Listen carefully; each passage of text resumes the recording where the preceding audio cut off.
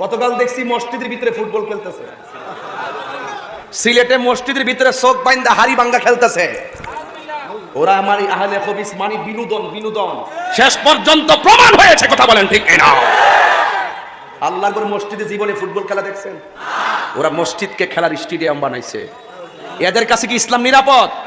ধর্ম নিরাপদ? দিন নিরাপদ? হক নিরাপদ? এদেরকে বিশ্বাস করবেন না।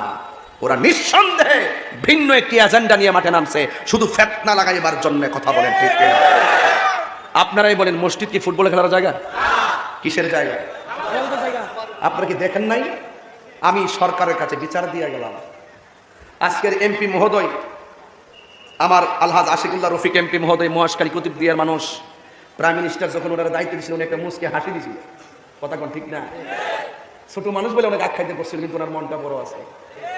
আমি বলবো এমপি মহোদয়কে, তাহির হিসাব আসলে কোথাও যদি কোনো সমস্যা হয় আমার দিকে খেয়াল রাখেন। তাহির হিসাব দরবার লাগাইতে আসে না, তাহিরি সম্প্রীতির মডেল বানাতে আসে। হাজার হাজার মানুষ যারা আজকে এসেছে, কাউকে গাড়ি ভাড়া দিয়ে আনি নাই, বাবার টাকা খরচ করে এসেছে। আপনারা বলুন, মসজিদ কি ইবাদতের জায়গা না ফুটবল খেলার জায়গা? ওই ইবাদতের জায়গাকে যারা ফুটবল খেলা আর নাচের আসর বানাইতে চায়, এদের কাছে কি ইসলাম নিরাপদ? এরা নামাজের কথা বললে কি, বুকের উপরে হাত তোলার কথা বললে কি, আর পাও সরায়া হারিবার কথা বললে কি? মূলত এদের সাথে তো আমাদের আমল নিয়ে দ্বন্দ্ব না, এদের সাথে দ্বন্দ্ব হলো ইমান নিয়ে। কথা বলেন ঠিক না বেঠে? মাননীয় সরকারকে বলবো, এদেরকে একটু দেখেন,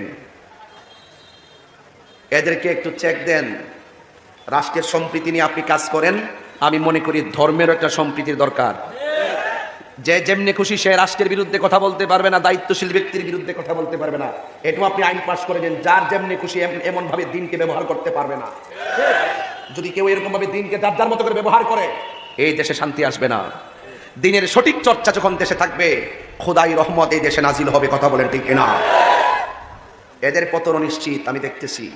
ভাইরা আমার, আমি বলতে চেয়েছিলাম, আমি কাহারোর সঙ্গে বিরোধ করতে আসি নাই, বাস্তব একটা কথা বলতে এই কথাটা বলেছি।